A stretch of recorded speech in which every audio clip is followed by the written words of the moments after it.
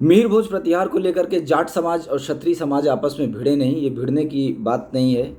एक वक्त होता है, वक्त के साथ लोग होते हैं, लोगों का आपसी एक प्रेम होता है। जैसे मीर भोज प्रतिहार जितनी समय विश्व से बुराई को मिटाने के लिए चले, एक दौर आया, एक दौर वैसा आया जब मलिच्छों ने दुनिया के सारे देशों पे अपना शासन कर लिया। उन्होंने जो वहाँ के मर्द थे उनकी हत्या कर दी, औरतों को अपना गुलाम बना लिया, बच्चों का धर्म परिवर्तन करा दिया, औरतों का धर्म परिवर्तन करा दिया। और जब उनकी निगाहें हिंदुस्तान की तरफ चली तो हिंदुस्तान में एक शख्स था जो खड़ा हुआ, जिसका नाम है मीर भोज प्रतिहार। मीर भोज प्रतिहार के साथ जाटों ने एक बहुत बड़ा योगदान निभाया इस राष्ट्र के लिए, इस सभ्यता की रक्षा के लिए। आज क्या हो गया है, क्यों टकराव आ रहा है, समझ में नहीं आता। वो उन्हें अपना प्रथम पुत्र ही मानते थे, वो उनको अपना ज्येष्ठ पुत्र बोलते थे, क्योंकि उन्होंने ज्येष्ठ पुत्र की तरह उनके दाएं हाथ चल करके अपनी जिम्मेदारी का निर्वहन किया। उन्होंने रेत डाके, दलदल डाके, दरिया डाके, बर्फ़ के मैदान डाके, सब डाक करके उन्होंने मानव सभ्यता की रक्षा की, मरीक्षों के सरों के ढेर लगा दिए। तो वो अगर अपना दावा करते हैं कि हाँ वो उनके ज्येष्ठ हैं, तो इसमें बहुत कुछ सोचने की बात नहीं है। वो कर सकते हैं, ये उनका अधिकार है। अधिकार इसलिए हो जाता है, देखिए, एक अभिव्यक्ति का तरीका होता है। कुछ षड्यंत्रकारी लोग हैं जो जाट भाइयों को भी कंफ्यूज कर रहे हैं। कुछ षड्यंत्रकारी लोग हैं, ये इमोशनल मैटर हो जाता है कि जब किसी भी आदमी की वंशावली को आप छोड़ोगे तो ये बहुत बड़ी बात हो जाती है। अगर जाट मीर भोज को अपना पूर्वज मानते हैं तो इसमें कोई बुराई वाली बात नहीं है। बजरंगबली को भी अपनी संतान के रूप में ही मर्यादा पुरुषोत्तम श्री रामचंद्र जी ने गद्दी पर बैठाया। उन्होंने अयोध्या की गद्दी दी। माता सीता उनको अपना प्रथम पुत्र मानती थी, सारा जीवन उनको प्रथम पुत्र मानी। मैं भी उनकी पूजा अपने वंश के ज्येष्ठ के रूप में करता हूँ कि मेरे वंश में जो भी इस धरती पर रहे उनमें सबसे ज़्यादा बुद्धिजीवी बजरंगबली ही रहे, क्योंकि वही मर्यादा पुरुषोत्तम के राइट हैंड चलते थे। जैसे जाट लोग मीर भोज प्रतिहार के राइट हैंड चले, उसी तरह बजरंगबली भी मर्यादा पुरुषोत्तम के राइट हैंड चला करते थे। कोई भी बात हो, चाहे राजकीय मैटर हो, कुछ हो, उन्होंने उनको सलाह दिया। जाटों ने भी हमेशा सहयोग दिया।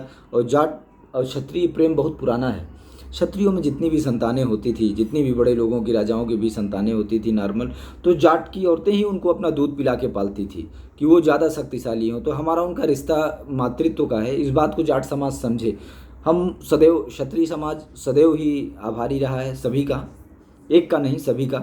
सभी ने इस सभ्यता को बनाने में एक अहम भूमिका निभाई। सभ्यता को स्थापित करना हमेशा क्षत्रियों का एक मिशन रहा है। इस धरती पे जितनी भी सभ्यताएं जन्मी, चाहे वो जैन सभ्यता हो, चाहे वो दूसरी सभ्यताएं हों, अब बहुत ज़्यादा बोलने से विवाद जैसी स्थिति हो जाती है तो मैं बोलना नहीं चाहूँगा, पर जो भी आप सभ्यताएं देखेंगे उसके जितने भी प्रतिमान आपको मिलेंगे वो टोटल क्षत्रिय समाज के ही मिलेंगे। जितने बड़े बड़े सन्यासी मिलेंगे, मार्गदर्शक मिलेंगे, वो क्षत्रिय समाज के ही मिलेंगे। क्षत्रियों ने अपना पूरा जीवन लगा दिया इस सभ्यता की रक्षा के लिए, इसमें रिफॉर्म करने के लिए।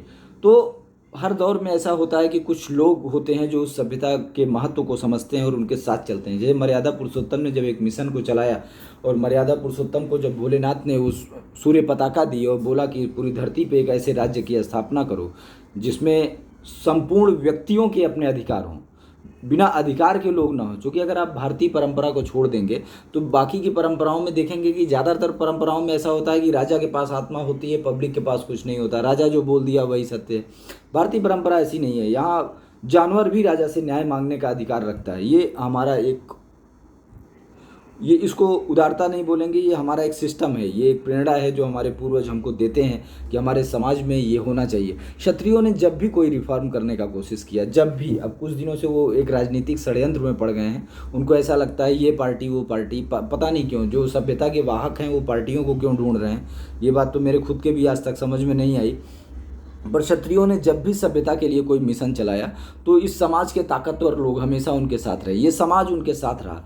वन क्षेत्र में रहने वाला समाज क्षत्रियों के साथ रहा, ग्रामीण क्षेत्र में रहने वाला समाज क्षत्रियों के साथ रहा, आज भी है। आज भी अगर हम सर्वे करेंगे तो हम ये पाएंगे कि मैक्सिमम सोसाइटी आज भी सिर्फ क्षत्रियों पर ही बिलीव करती है और आज भी उन्हीं के फॉलोअर हैं। आप देख लीजिए, चारों तरफ, हर तरफ से प्रतिबंध है, शिक्षा में और रोजगार में, बाकी जगहों पर भी आप देखेंगे। उसके बाद भी आज भी उनका रसूख है। रसूख क्यों है?